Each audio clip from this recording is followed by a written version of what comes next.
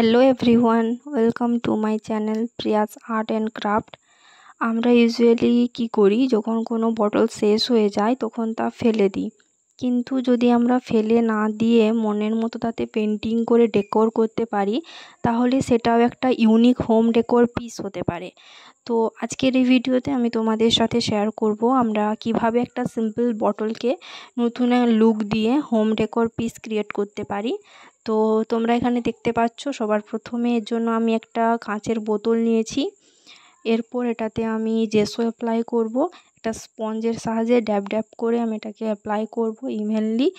তোমরা চাইলে এখানে ব্রাশের সাহায্যেও জেসো অ্যাপ্লাই করতে পারো, কিন্তু যদি স্পঞ্জের সাহায্যে এটা অ্যাপ্লাই করো তাহলে একটা টেক্সচার পাবে, যেটা ব্রাশের সাহায্যে করলে পাবে না। এবং ব্রাশের সাহায্যে করলে কিংবা স্পঞ্জের সাহায্যে করলেও সেকেন্ড কোট অ্যাপ্লাই করতে হবে। এর জন্য ফার্স্ট কোটটাকে আমরা ভালোভাবে শুকনো হতে দেব।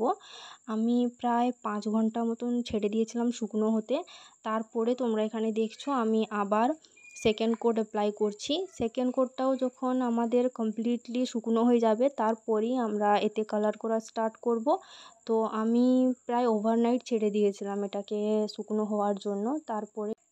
তারপরেই আমি এতে কালার করা শুরু করেছি। আমি এখানে ফেভিক্রিলের অ্যাক্রিলিক কালারে, যেটা বার্ন্ট সিয়েনা 01 আর একটা রয়েছে লেমন ইয়েলো 11, এই দুটো কালারকে মিক্স করে কালারটা ক্রিয়েট করেছি। এবং ব্রাশের সাহায্যে আমি এটাকে ভালোভাবে পুরো বটলটাতে অ্যাপ্লাই করব। এরপরে আমি এই কালারটাকে পুরোপুরিভাবে শুকনো হতে দেব।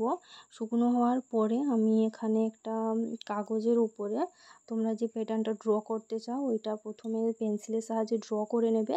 তারপরে এইভাবে পিছনের দিকে পেন্সিলের সাহায্যে একটু স্ক্র্যাচ করে নেবে। এতে কি হয়, আমরা যে ড্রয়িংটা করেছি ওইটা বোতলের উপরে ভালোভাবে কপি করা যায়। আমি এখানে একটা আউলের ডিজাইন ড্র করেছি। তোমরা তোমাদের ইচ্ছে মতো যে কোনো প্যাটার্ন ড্র করতে পারো। বাকি তোমরা সম্পূর্ণ ভিডিওটা দেখতে থাকো, তাহলেই ফুল প্রসেস বুঝতে পারবে। আমি এই ভিডিওতে সম্পূর্ণ প্রসেসটাকে স্টেপ বাই স্টেপ কভার করার চেষ্টা করেছি, যাতে যারা নতুন রয়েছো, বটল আর্ট করতে চাও, তাদের কোনো রকমের প্রবলেম না হয়।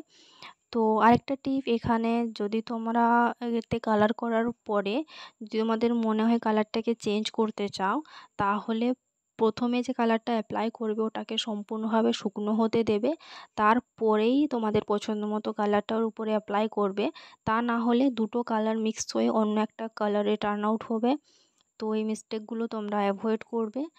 এরপরে তোমরা ভিডিওটা পুরোটা দেখতে থাকো। যদি তোমাদের একটু ভালো লেগে থাকে ভিডিওটা এবং হেল্পফুল মনে হয়, তাহলে চ্যানেলটাকে সাবস্ক্রাইব এবং ভিডিওটাকে লাইক শেয়ার করতে ভুলবে না। এবং কমেন্ট করে অবশ্যই জানাবে ভিডিওটা তোমাদের কেমন লাগলো।